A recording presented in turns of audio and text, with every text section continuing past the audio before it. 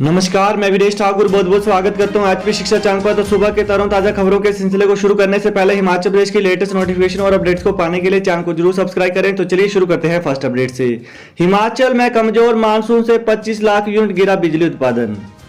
हिमाचल प्रदेश में मानसून कमजोर होने से 25 लाख यूनिट तक बिजली उत्पादन कम हो गया है। नदियों में पानी की कमी के चलते बिजली उत्पादन घटा है। हालांकि गर्मियों के मौसम में बिजली की कम मांग से प्रदेश में अभी भी बिजली सप्लाई सरप्लस है। प्रदेश में अभी रोजाना 310 लाख यूनिट बिजली की मांग है, जबकि रोजाना 480 लाख यूनिट बिजली का उत्पादन हो रहा है। प्रदेश सरकार सरप्लस बिजली पंजाब, दिल्ली और गोवा को बेचकर गर्मी से राहत दिला रही है।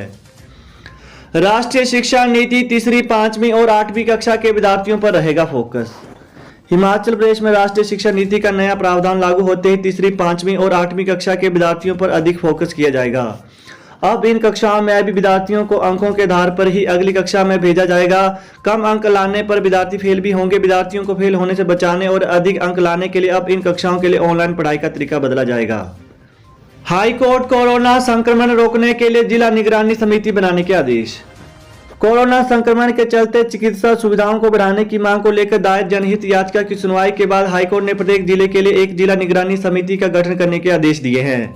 इन समितियों में प्रत्येक जिले के उपायुक्त, जिला विधिक सेवा प्राधिकरण के सचिव और जिला मुख्यालय पर बार एसोसिएशन के अध्यक्ष शामिल किए जाएंगे। कार्यवाहक मुख्य न्यायाधीश रवि मलिमित और न्यायाधीश ज्योत्सना रिवाल दुआ की खंडपीठ ने कहा कि प्रत्येक जिले से कोरोना से संबंधित मुद्दे एक दूसरे से भिन्न हैं। शिमला पर्यटन स्थलों पर भीड़ उमड़ती रही तो कोरोना की तीसरी लहर होगी खतरनाक। कोरोना के मामले कम होने पर बंदिशों में दी जा रही छूट से हिमाचल प्रदेश में फिर कोरोना फैलने की आशंका जताई जा रही है। स्वास्थ्य विभाग ने सरकार को इस बारे में अवगत कराया है। हिमाचल के पर्यटक स्थलों में जिस तरह से सैलानी और स्थानीय लोगों की भीड़ उमड़ रही है, उससे यह लग रहा है कि अक्टूबर महीने से पहले तीसरी लहर आने की आशंका है। केंद्रीय स्वास्थ्य मंत्रालय ने अलर्ट किया है कि उत्तराखंड, केरल, गोवा, तमिलनाडु, गुजरात के साथ साथ हिमाचल के पर्यटक स्थलों में कोविड नियमों का पालन करते हुए भीड़ उमड़ना खतरनाक हो सकता है। शिमला मंत्रियों को उपचुनाव गंभीरता से लेने का संदेश देंगे जेपी नड्डा। पूर्व मुख्यमंत्री वीरभद्र सिंह के निधन पर शोक जताने के लिए शिमला आए भारतीय जनता पार्टी के राष्ट्रीय अध्यक्ष जगत प्रकाश नड्डा ने पार्टी के नेताओं को उपचुनावों को गंभीरता से लेने के निर्देश दिए हैं। रिज मैदान पर पुष्प अर्पण के बाद होटल पीटरहाफ में नड्डा ने मुख्यमंत्री, मंत्रियों और प्रदेश भाजपा के पदाधिकारियों के साथ छोटी बैठक की। इस दौरान उन्होंने नेताओं, खासकर मंत्रियों से कहा कि वो इन उपचुनावों को गंभीरता से ले अगले कुछ महीनों में होने वाले उपचुनावों को महज 3 विधानसभा सीटों और 1 लोकसभा सीट तक ही सीमित न समझे। उन्होंने स्पष्ट किया कि यह उपचुनाव प्रदेश के 8 जिलों की 20 विधानसभा सीटों पर होना है। लाहौल बर्फ से ढके पहाड़ों के बीच कल से शुरू होगा साइकिल का रोमांच। देश की दूसरी सबसे ऊंची लाहौल घाटी में बर्फ से ढके पहाड़ों के बीच खतरनाक संकरी रास्तों में 11 जुलाई से साइकिलिंग का रोमांच होने जा रहा है। समुद्र तल से करीब 12,000 फीट ऊंचाई पर प्रतिभागी 48 किलोमीटर लंबे ट्रैक पर साइकिल दौड़ाएंगे। इसके लिए देश भर से 100 से अधिक प्रतिभागियों ने ऑनलाइन आवेदन किया है। इसके अलावा साइकिल प्रतियोगिता में एक विदेशी साइकिलिस्ट ने भी हिस्सा लिया है। वहीं बात करें तो शिवेन, देवेंद्र, नमन विज, रक्षित जोशी, माधव दत्त और डेविड कुमार जैसे देश के नामचीन साइकिलिस्ट भी शिरकत कर रहे हैं। सीनियर वर्ग में 48 किलोमीटर और जूनियर वर्ग में 33 किलोमीटर का ट्रैक बनाया गया है। प्रतियोगिता में करीब 2 लाख रुपए के इनाम दिए जाएंगे। साइकिल फेडरेशन ऑफ इंडिया के संयुक्त सचिव नीरज कुमार, हिमाचल साइकिलिंग एसोसिएशन के उपाध्यक्ष विविध शर्मा और महासचिव रोहित शर्मा भी मौजूद रहेंगे। जहरीला पदार्थ खाने से गई कोविड संक्रमित बालक की जान। सदर विधानसभा क्षेत्र के संदोली गांव में अपने मामा के घर कोरोना पॉजिटिव 11 साल के बालक ने गलती से जहरीले पदार्थ का सेवन कर लिया। हालत बिगड़ने पर उसे मेडिकल कॉलेज नेरचौक पहुंचाया गया। यहां शुक्रवार को उसकी मौत हो गई। बालक परिवार के साथ करीब 5 दिन पहले कोविड पॉजिटिव आया था और मामा के घर पर ही होम आइसोलेट था। हादसे के बाद परिजनों ने एम्बुलेंस को फोन किया, लेकिन जवाब मिला कि इस सुविधा के लिए करीब 3 घंटे का समय लगेगा। उसके बाद परिजन पंचायत प्रधान की गाड़ी में उसे घुमारवी अस्पताल लेकर गए। पूर्व सांसद राम सबरू बेटा आनंद बोले, आत्महत्या नहीं, पिता की हुई है हत्या।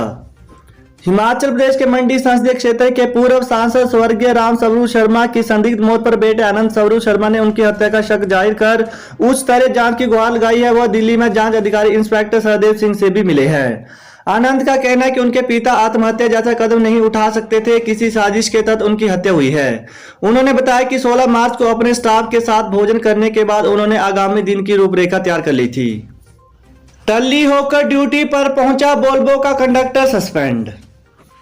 आईएसबीटी शिमला से वीरवार देर रात दिल्ली के लिए रवाना हो रही वोल्वो बस का कंडक्टर टल्ली हाथ में पकड़ा गया। यह बस रात 9 बजे आईएसबीटी से दिल्ली के लिए रवाना होती है। बाकी दिनों की तरह वीरवार देर रात 9 बजे तक बस में सवारियां बैठ गई। इसमें कई सैलानी भी सवार हो गए। बस का चालक तो तैयार था, लेकिन कंडक्टर नशे की हालत में कंट्रोल रूम में घूम रहा था। यह घर से ही टल्ली होकर ड्यूटी पर पहुंचा था। इसकी हालत देखने के बाद कर्मचारियों ने प्रबंधन को सूचना दी। बाद में पुलिस की मदद से टल्ली कंडक्टर को मेडिकल के लिए ले जाया गया। इन सब के बीच बस में करीब पौना घंटा लेट हो गई, जिसमें सवारियां परेशान थी। कर्मचारियों ने आनन फानन में एक अन्य परिचालक को दिल्ली जाने के लिए तैयार करवाया। इसके बाद रात 9:45 बजे बस को दिल्ली के लिए रवाना किया गया। दूसरी ओर टल्ली कंडक्टर का मेडिकल करवाया गया। इसमें इसके शराब पीने की पुष्टि हुई है। रिपोर्ट के आधार पर एचआरटीसी कंडक्टर को सस्पेंड कर दिया गया है। हिमाचल में अभी 18 से 44 साल के लोगों को नहीं लगेगी वैक्सीन। हिमाचल प्रदेश में 18 से 44 आयु वर्ग के लोगों को कोरोना वैक्सीन लगवाने के लिए भी इंतजार करना होगा। केंद्र से वैक्सीन की सप्लाई कम आने से अभी इस आयु वर्ग के लोगों को 14 जुलाई तक वैक्सीन नहीं लगाई जाएगी। प्रदेश सरकार ने पहले इस वर्ग को 9 जुलाई तक वैक्सीन न लगाने का फैसला लिया था। अब इसे बढ़ा दिया गया। अब 45 साल से अधिक आयु वर्ग के लोगों को ही यह वैक्सीन लगती रहेगी। नशे में शिक्षक ने किया हंगामा, परिवार ने बुलाई पुलिस। विधानसभा क्षेत्र बड़सर के तहत एक व्यक्ति को घर पर नशे की हालत पर हंगामा करना महंगा पड़ा है। परिवार के सदस्यों ने उसकी हरकत से तंग आकर पुलिस को सूचना दी और पुलिस ने शिक्षक को हिरासत में ले लिया है। बताया जा रहा है कि आरोपी सरकारी स्कूल में शिक्षक है। वीरवार रात को उसने शराब का सेवन करने के बाद अपनी माता, पत्नी और बच्चों के साथ हाथापाई शुरू कर दी। हिमाचल प्रदेश में कोरोना संक्रमण के 180 नए मामले। हिमाचल प्रदेश में कोरोना संक्रमण से एक और मौत हुई है। संक्रमण से मौत का मामला चंबा से सामने आया है। राज्य में अब तक कोरोना संक्रमण से 3,471 मौतें हुई है। शुक्रवार को प्रदेश में कोरोना संक्रमण के 180 नए मामले सामने आए हैं।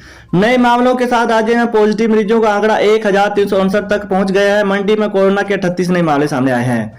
बिलासपुर में 10, चंबा में 36, हमीरपुर में 8, कांगड़ा में 21, किन्नौर में 3, कुल्लू में 8, शिमला में 13, सोलन में 37 और ऊना में 6 नए मामले सामने आए हैं।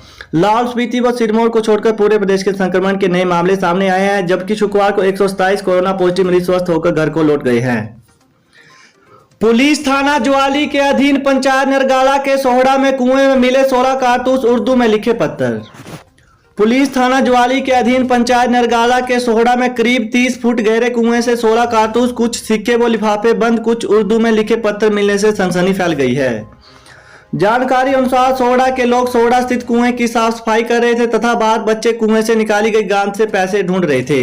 इस दौरान बच्चों को 16 रोंद, कुछ सिक्के व लिफाफे में बंद उर्दू में लिखे गए पत्थर मिले। इसके बारे में बच्चों ने वहां पर मौजूद लोगों को बताया। इन रोंद व उर्दू में लिखे पत्थरों को देखकर हर कोई स्तब्ध हो गया है। इनको देखकर लोगों के होश पाख्ता हो गए कि ये रोंद व उर्दू में लिखे पत्थर कुएं में कहां से आए। धारा 144 के बीच अश्विन खड्ड पहुंचे पर्यटक।